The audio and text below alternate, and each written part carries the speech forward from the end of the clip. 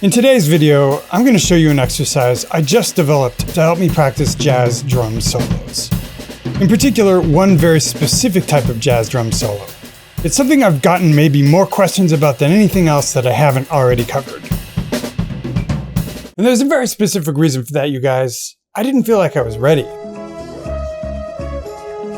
Relax, I'm fine. Now. But yeah, no, I'm really fine. Anyway, you guys, let's introduce the topic. Trading. That very unique thing in jazz where the drummer goes back and forth with another soloist. Think of it as a granduncle to the modern shed. But it was both an opportunity to show musicality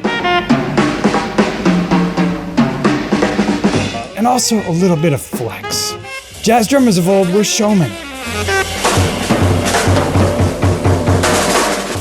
Anyway, trading is a tradition that's carried into the present, with modern masters like Greg Hutchinson,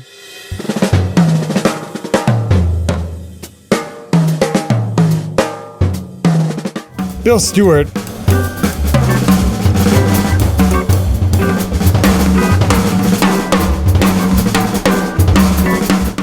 and even the youngsters.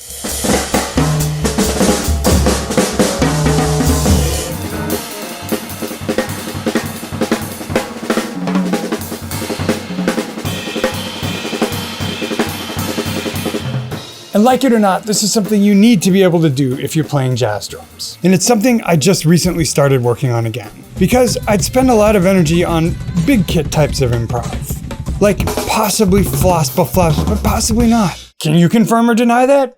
Who knows? But anyway, today I want to show you guys the practice routine I developed to help practice trading. Today on 80/20, drum solos of the trading kind. Stay tuned.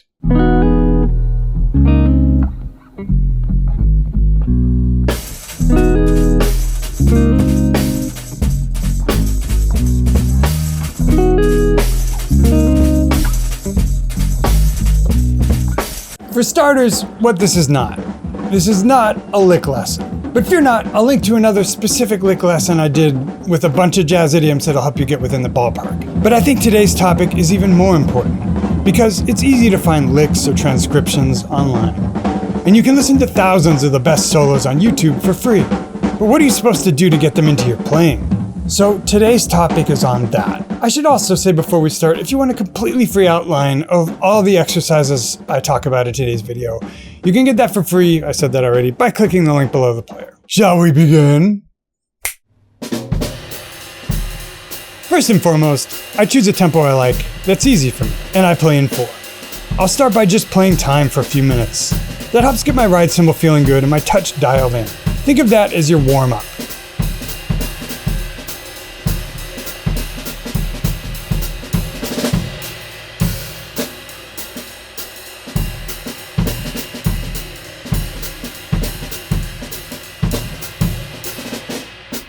Then I switch to just the snare drum and the kick drum. I play with the hats on 2 and 4, and I do the same thing, just playing improv for a few minutes to get it feeling good.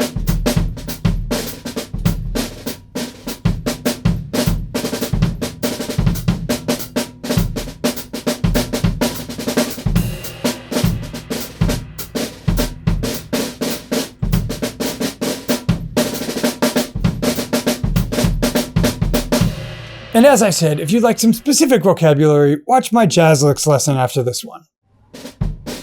Now the trading begins. I'll go back to the ride and just play 4 bars at a time.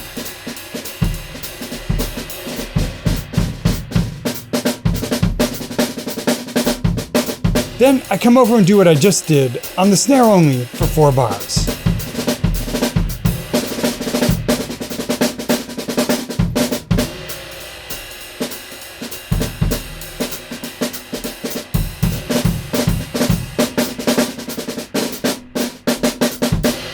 If I succeed in getting back to the 1 after 4 with no hiccups and no drop beats, I consider it a success.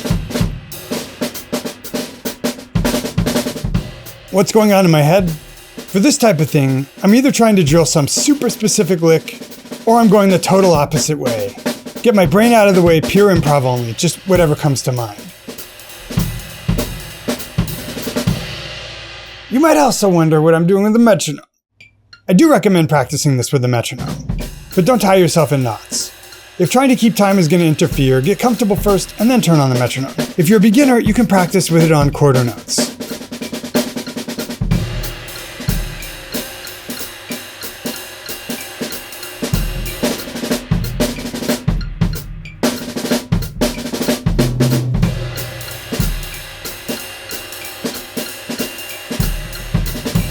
If you'd like, you can practice with it on swung eighth offbeats.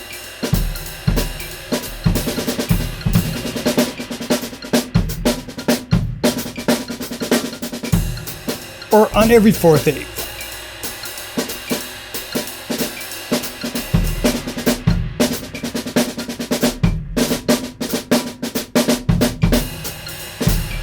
Personally for this, I like to do either beat 4 or the and of beat 4.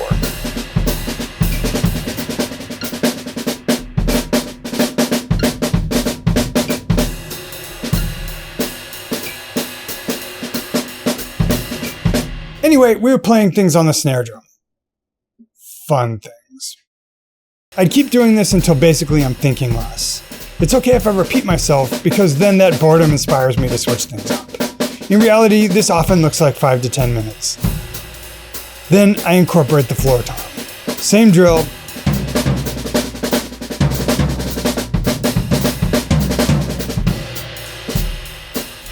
Then the rack tom. Same drill.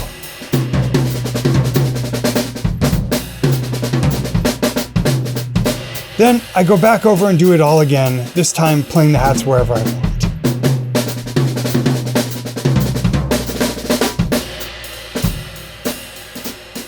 And that's just the first tempo. Why does this work? Our brains are pretty exquisite optimizing machines, provided we point them at the right things. Here's a brief explanation from a lesson I did a few years ago about whistling. Here I am, whistling along with Kurt Rosenwinkel's solo on The Cross.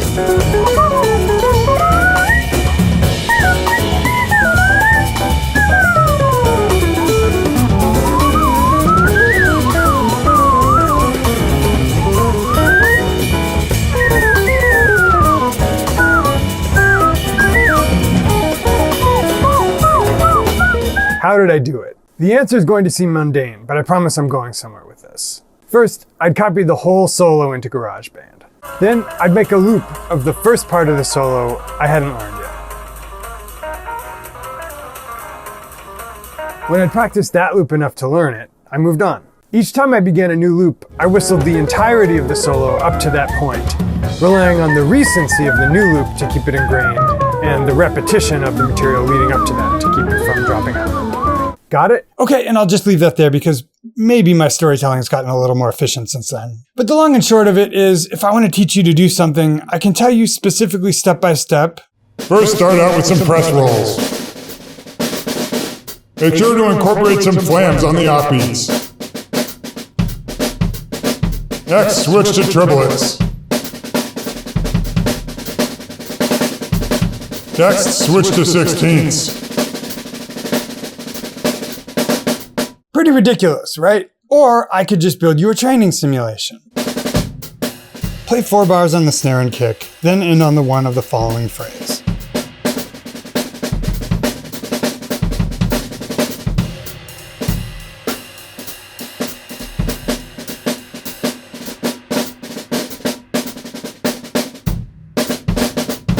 Now, the astute among you may have noticed one thing.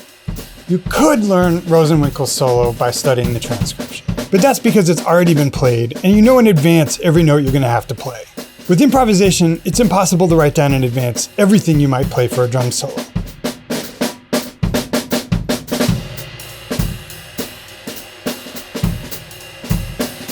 Now, let's talk about something I know is going to come up, which is incorporating some of those specific licks from that other video. In fact, so the first of these licks is something that you'll find in Max Roach, you'll find in Philly Joe, you'll find in a lot of places. And the basic kernel of this is just, we're going to elaborate on this later in the lesson. We're going to add more rudiments to this structure that'll make it longer. But for now, let's look at the most iconic thing that drummers tend to do with this, which is something like 2, 3, 4.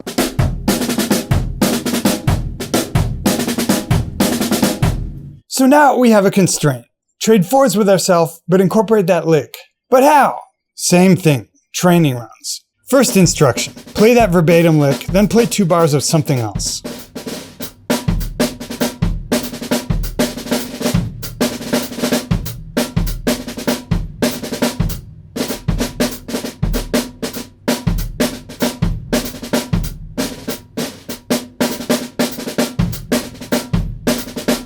Next instruction, use that lick somewhere at least once, anywhere in the 4-bar phrase.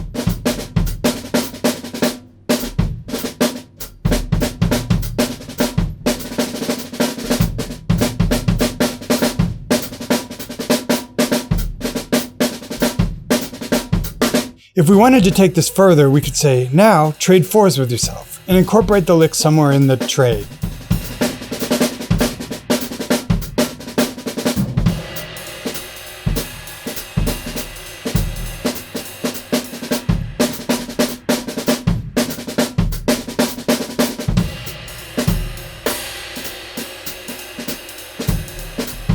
And finally, we could orchestrate, just as we did before.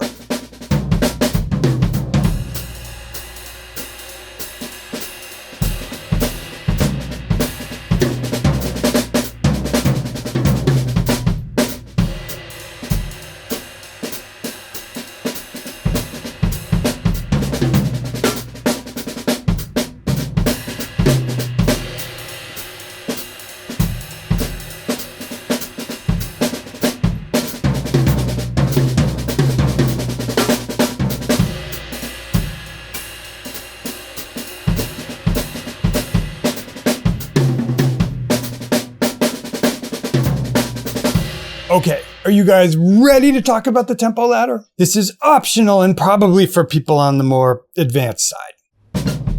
But say I've been trading 4s and 4 for a while, and I like to put the metronome on the last quarter, beat 4. When I'm ready, I'll just start playing 5 beats in the space of 4. So the old beat 4 becomes the new beat 5. I'll just play time for a minute. Oh, and if you're wondering why I do this, there's a really simple answer. Laziness. I cannot be bothered to stop and change the metronome. Besides, once I change it, I have to remember what it was set at before. Too much. Anyway, in 5, I'll do the same sequence. Time for a little bit.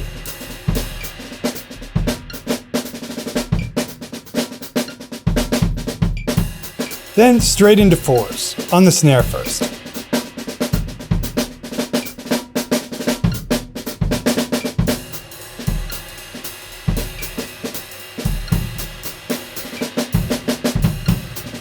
In 5, I don't sweat keeping a constant half. A few minutes of snare and kick, then I add the floor tom.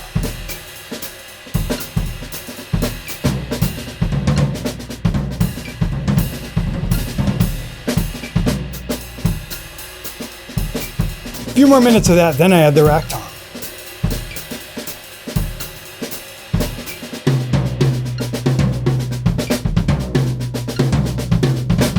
Then I just play in that tempo until I get bored.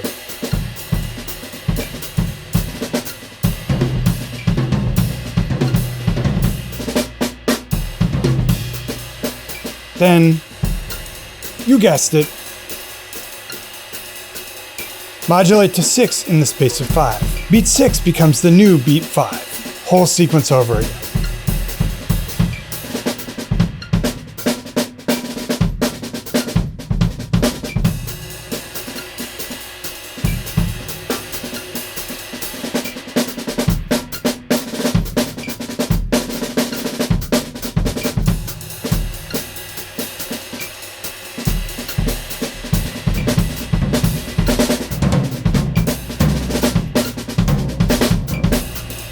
In an infinite recursive loop. Ah! I just had a dream I was practicing in an infinite recursive loop. It was wonderful. Anyway, you guys, that one was involved. Would love to know if this vibes with you. Leave a comment below. Let me know how it sits. And as I said before, if you guys would like a completely free download that itemizes and groups and organizes the chapters and the various twists and turns with this thing, I've prepared that for you. You can get it for free by clicking the link below the player. Dudes, that's been real. Always enjoy these. See you again real soon in another lesson of the week.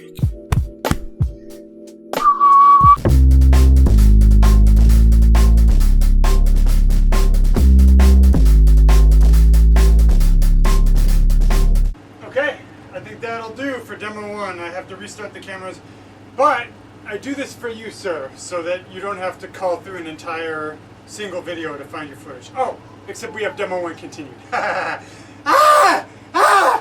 Okay, we have it. That's the end of demo deuce. Do we have any? Shut up. And finally, we orchestrate just as we did. Ooh, hello. Killing me, my left knee now? Damn it. 44. One more year to big 4-5, you guys, and then I'm on the back 9 of my 40s. Holy shirt. Holy she's whistle. I'm gonna be 50 and 40. I'll seem young. Ah! And that is a wrap. Anyway, you guys, that one was